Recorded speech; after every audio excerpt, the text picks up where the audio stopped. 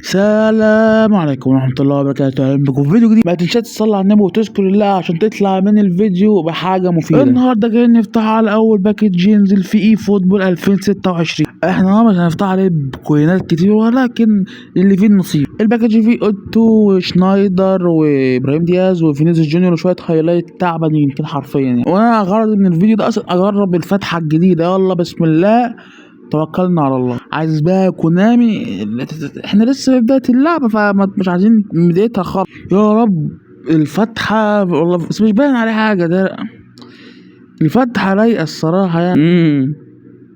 كوكي يا فرحة امك دي يا الصراحة يعني يا كونامي.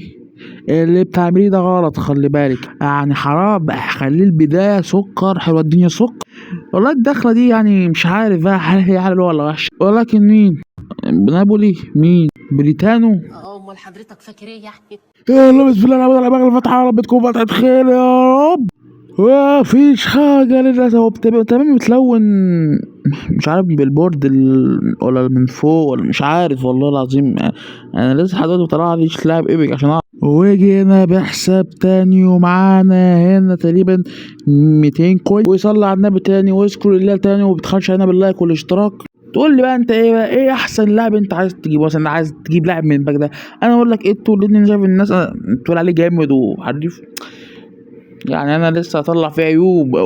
هو انا طاير حاجه أنا. والله يا كونامي ده عيب في حقك. الزبون اللي كان كل ما يفتح يجيله ايبك في سيزون 2025 ما بيقولوش كتير، تقوم خليها في صارف اكتر من 500 كوين ما يجيلوش حد. ده هو زقت يا جدع والله العظيم. ما عادش لين قيمه في المكان. يا نهار ابونا بنيل ب60 خرار. اعمل ايه يا عم؟ ما هو ابراهيم ده زهور اتعلم على كده. يا جدعان اللي بيحصل ده حرام خالص. شفت انا كنت طلعت 3 ايبكات فيتات ورا بعض. خلاص ما بقاش لينا قيمه في المكان ده. احنا نعتذروا بقى يا عم، اكرم لنا بقى. لا انا ما اقدرش اسيبك، ما اقدرش.